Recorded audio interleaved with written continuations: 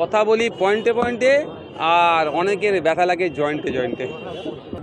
আমরা 1 বছর পরে কিন্তু চিৎকার করছি না, এই 1 বছরের মধ্যে বিভিন্ন জায়গায় আমাদের অভয়া বা আমাদের তিলোত্তমা স্মরণে আমরা রক্তদান শিবির এই ধরনের প্রতিবাদ মিছিল কিন্তু আমরা কন্টিনিউ করে গিয়েছি। আজকে দাঁড়িয়ে আমাকে বলতে বাধ্য হচ্ছে শুভেন্দু অধিকারীরা আর মমতা ব্যানার্জিরা যুক্ত হয়ে একসাথে, অর্থাৎ বিজেপি তৃণমূল মিলে যুক্ত হয়ে অভয়ার পরিবারকে বিচার দিল না, তথা আমরা বিচার পেলাম না। এতে বিজেপি তৃণমূল চাইছে না যে অভয়া বা তিলোত্তমার খুনিরা, প্রকৃত খুনিরা শাস্তি পাক। দেখুন, শুধু এসআইআর নয়, কদিন আগে দেশের বিরোধী দলের নেতা যেভাবে ইলেকশন কমিশন তথা যারা বিশ্বের সবথেকে বৃহত্তম গণতন্ত্রকে কন্ডাক্ট করেন, গণতন্ত্রের উৎসবকে, তাদের দুর্নীতি ফাঁস করেছে। তারা যখন ইসিআই দপ্তরে যাচ্ছিল, হয়তো আরও কিছু দুর্নীতি প্রকাশ পেতে পারত। ফলে কেন্দ্রের বিজেপি সরকার অমিত শাহ পুলিশকে লেলিয়ে দিয়ে, এগিয়ে দিয়ে এমপিগুলোকে যেতে দেয়নি। এটা আমরা তীব্র নিন্দা ধিক্কার জানাচ্ছি। এভাবে পুলিশ দিয়ে এমপিদের বা বিরোধীদের কণ্ঠকে রোধ করা যাবে না। দেখুন, এটা আমি কোনোদিন চাইবো না তৃণমূল পরিবারের কেউ খুন হোক। আমার সাথে চরম রাজনৈতিক মতপার্থক্য ছিল, আছে, থাকবে, কিন্তু যেভাবে দেখছি সিন্ডিকেটকে কে কন্ট্রোল করবে, কার হাতে ক্ষমতা থাকবে, এই নিয়ে এদের তো লড়াই। আদর্শগত তৃণমূলের তো লড়াই নাই, তৃণমূলের আদর্শ বলে কিছুই নাই। এদের শুধু 75-25টা কে কন্ট্রোল করবে। দেখুন না, আমাদের ভাঙড়ে যে খুনটা হয়েছে, রাজ্জাক খাঁকে খুন করেছে শওকত ঘনিষ্ঠ, অ্যারেস্ট হয়েছে শওকত ঘনিষ্ঠ। কারণ হিসাবে দেখা যাচ্ছে ওখানে যে একটা নতুন কাঠের ব্রিজের পরিবর্তে কংক্রিটের ব্রিজ হবে, দাবি বিধানসভায় ছিল। ওই সময় কিছু দোকান শিফট হবে, ওই শিফটের টাকাটা কে নেবে, সেই নিয়ে নাকি এটা খুন হতে হয়েছে। না, রাজনৈতিক মঞ্চে এসেছে ঠিক কথা, তবে উনি আইএসএফে যোগদান করছে, আমি এখনই আপনাদের বলবো না।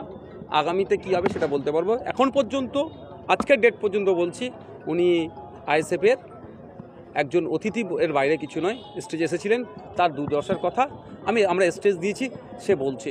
এটা হচ্ছে ইন্ডিয়ান সেকুলার ফ্রন্টের একটা প্ল্যাটফর্ম, যেখানে দুর্নীতি যারা দুর্দশার অন্যায়ের শিকার হয়েছেন বা যাদের মনের মধ্যে দুঃখ আছে, বৈধ যেটাভাবে বলার জায়গা সেটা আমরা দিই। আজকে আপনি বলুন, সেই দিন যদি বন্দুকটা তাক করে না ধরে রাখতো জয়েন্ট সিপির দিকে, তাহলে হয়তো আমরা মমতা ব্যানার্জিকে এখন আমরা জীবিত নাও পেতে পারতাম। তাহলে যার অবদান, অন্যতম অবদান, তার সাথে এই ধরনের আচরণ, তার চাকরিটা, তার প্রাপ্য সম্মানটা সে পেল না। এর থেকে একটা জিনিস বোঝা যাচ্ছে, যতই ভোটাররা ভোট দিয়ে তৃণমূলকে এগিয়ে নিয়ে যাক না কেন, বিপদে তৃণমূল ভোটারদের পাশে থাকবে না। ডেমোক্রেসিতে আমার যাকে ভালো লাগবে আমি তাকে চুজ করব, আমার যাকে ভালো লাগবে সেই দলের আমি ঝান্ডা বইব। ভারতবর্ষের ডেমোক্রেসি এতটাই স্ট্রং, ভারতবর্ষে প্রায় 23 থেকে 2500 রাজনৈতিক দল আছে পৃথিবীতে। সারা পৃথিবী খুঁজলে এত দল পাওয়া যাবে না। সেই দেশে থেকে এই ধরনের কথা চরম অন্যায় করেছে। উচিত ছিল ওনার পরিষেবা দিয়ে ভালোবেসে বোঝানো, তার পরিবর্তে তিনি ওপেন থ্রেট দিচ্ছেন। এই দাম্ভিকতা ধ্বংসের একটা লক্ষণ। আগামী 2026-এ এই দাম্ভিকতার জবাব আমরা গণতান্ত্রিক প্রক্রিয়াতে দেব। বিজেপি হয়রানি করার চেষ্টা করছে আর তৃণমূল আতঙ্কিত করার চেষ্টা করছে। আমার স্পষ্ট বক্তব্য হচ্ছে, এই ধরনের কাজ ইতিপূর্বে 13 বার সম্ভবত ভারতবর্ষে হয়েছে এসআইআর টাইপের, আগামীতে হবে। সংবিধানের 324 নম্বর ধারা অনুযায়ী কেউ আটকাতে পারবে না। এটা ইলেকশন কমিশনের পাওয়ার।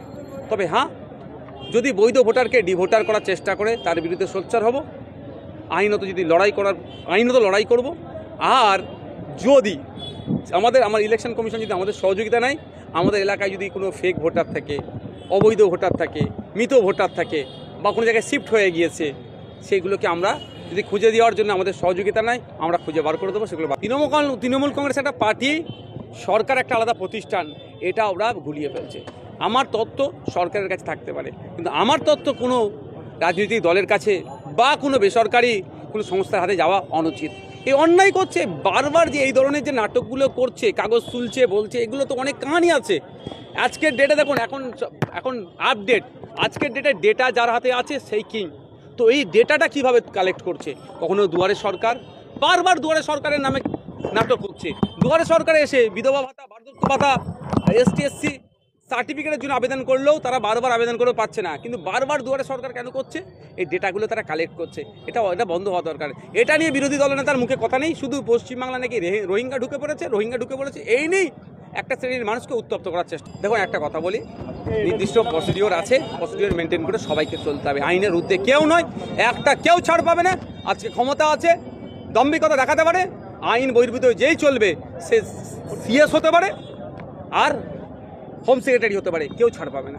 দেখুন আমি একটা কথা বলি, আমি আগুনের নিয়ে পক্ষপাতী নয়। আমি বারবার, আপনি জানেন, আমি শান্তিপূর্ণ রাজনৈতিক সহাবস্থানের, আমি সৌজন্যতা রাজনীতি বিশ্বাস করি। শওকত মোল্লাই কদিন আগে বলেছিল 6-8টা লাশ পরে পড়বে, তাদেরকে ক্ষমতা দখল করতে হবে। আর আমি পঞ্চায়েত নির্বাচনে মুখ্যমন্ত্রীর কাছে ছুটে গিয়ে বলতে চেয়েছিলাম যে প্রয়োজনে আমি আমাদের প্রার্থী তুলে নেব, ভাঙড়ে শান্তি ফেরাও। আমি শান্তির কথা বলি, আর উনাকে notorious criminal certificate national human rights commission দিয়ে দিয়েছে, আমাকে ওই ধরনের সার্টিফিকেট দেয়নি। 100-এর অধিক জায়গায় আমাদের সংগঠন দারুণভাবে আমরা তৈরি করেছি।